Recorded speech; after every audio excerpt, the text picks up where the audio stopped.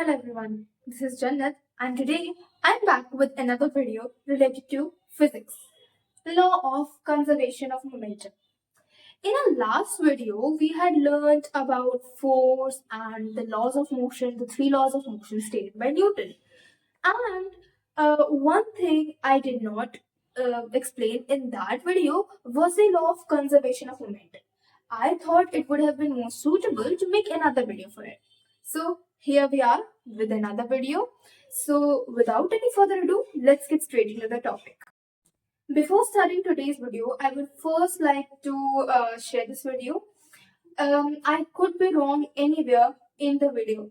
So if you could point it out to me, I will be very pleased to be reading your comments. So if I'm wrong anywhere or if I wasn't able to explain anything in the video, you can always point it out to me in the comment section. Because again, this video or anything cannot be perfect at all. So I may be making some mistakes which I might have not thought about before.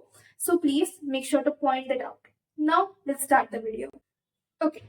The law of conservation of momentum states that the sum of momenta of two objects before collision is equal to the sum of momenta after their collision, given that there is no external unbalanced force acting upon them. What does the statement mean? हमने अपनी पिछली जो video थी उसमें हमने जाना था about force momentum and all that. तो मोमेंटम क्या था? जो है मोमेंटम हमारा था the product of mass and velocity.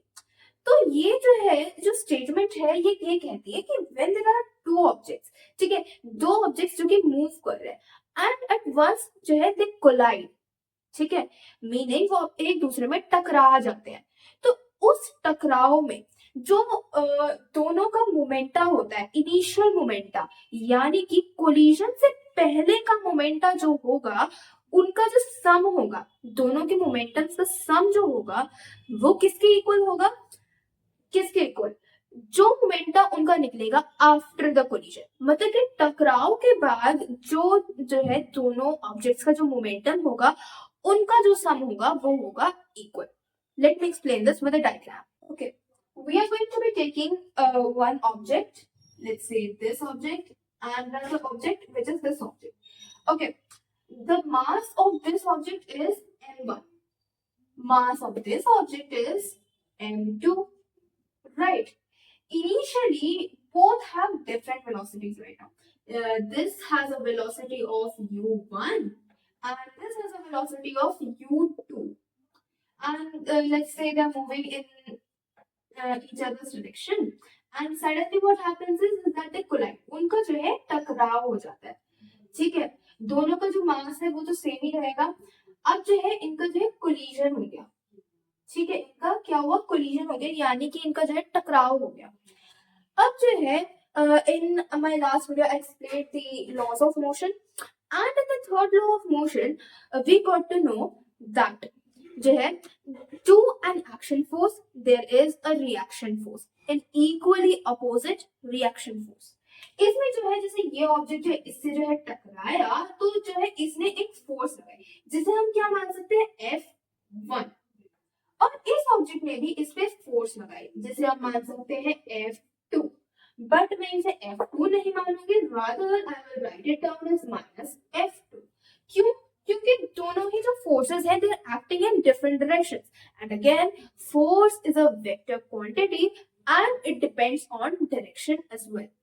ठीक है, अब जो है इन दोनों का टकराव हुआ एंड जो है ये दोनों एक दूसरे में कोलाइड हो गए और दोनों ने एक दूसरे पे जो है फोर्सेस लगाई, इक्वली ऑपोजिट फोर्सेस. तो जो हमारा थर्ड लॉ ऑफ मोशन था वो ये कहता था to every action force there is an equally opposite reaction force. इसका जो है मतलब ये हुआ कि जो F1 है जो कि ऑब्जेक्ट नंबर 1 ने लगाई थी वो किसके इक्वल हो गया? F माइनस F2 के, जो कि ऑब्जेक्ट नंबर 2 ने लगाई. आफ्टर द कोलिजन उनकी जो है वेलोसिटी चेंज हो गई. ठीक है, इस जो ऑब्जेक्ट की वेलोसिटी थी क्योंकि वो इस डायरेक्शन में मूव करता अब वो इस डायरेक्शन में है, मतलब कि ऑन माय राइट है. ठीक है, तो इसकी जो वेलोसिटी हुई अब उसे मैं नाम दे देती हूँ v1. और जो सेकेंड ऑब्जेक्ट की जो वेलोसिटी है new velocity It is final velocity. It is v2. Law of conservation of momentum ये कहता है the sum of momenta of two objects. सबसे पहले हमें चाहिए इसमें momentum. Momentum of the first object initial momentum. Initial momentum का जो हमारा फॉर्मूला होता है वो होता है mass into its initial velocity. ठीक है, फर्स्ट ऑब्जेक्ट का सबसे पहले हम निकालते हैं मोमेंटम। मोमेंटम क्या होगा? Mass into initial velocity which is m1 u1। Now अब हमें निकालना है the momentum of the second object initial momentum, जिसमें हम क्या करेंगे, दोनों ही जो मास है और जो इनिशियल वेलोसिटी उनका प्रोडक्ट करेंगे। और जो हमें क्या चाहिए, इसमें चाहिए सम ऑफ द मोमेंटम, जो है मतलब कि इन दोनों इनिशियल मोमेंटम्स को सम चाहिए हमें। m1 u1 plus m2 u2। अब आगे की स्टेटमेंट पढ़ते हैं। It is equal to the sum of momenta after collision। Momenta after collision यानी कि हमारा फाइनल मोमेंटम हमें इसमें निकालना है। फाइनल मोमेंटम कैसे निकालते हैं? Mass into the final velocity. ठीक है, अब जो है फर्स्ट ऑब्जेक्ट का जो फाइनल मोमेंटम होगा वो होगा m1v1 और जो सेकंड ऑब्जेक्ट का जो फाइनल मोमेंटम होगा वो होगा m2v2। Right, of conservation of momentum states that the sum of momenta of two objects before the collision is equal to the sum of momenta after collision. Now we are going to be proving this with a simple derivation. Now I have made a very simple table relating the first object and the second object. हमने यहाँ पे इनके masses, initial velocities, final velocities, force exerted and time of collision यहाँ पे लिखा हुआ है।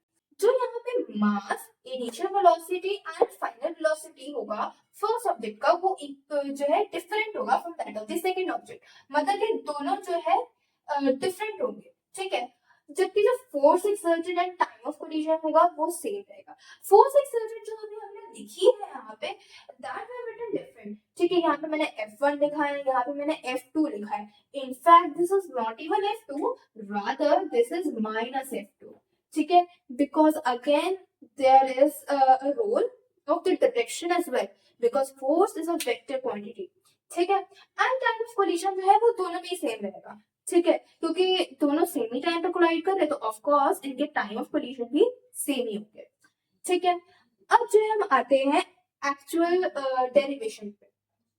ठीक है, सबसे पहले हम यूज करेंगे second law of motion. Second law of motion क्या कहता है? The rate of change of momentum of an object is directly proportional to the force exerted by an object।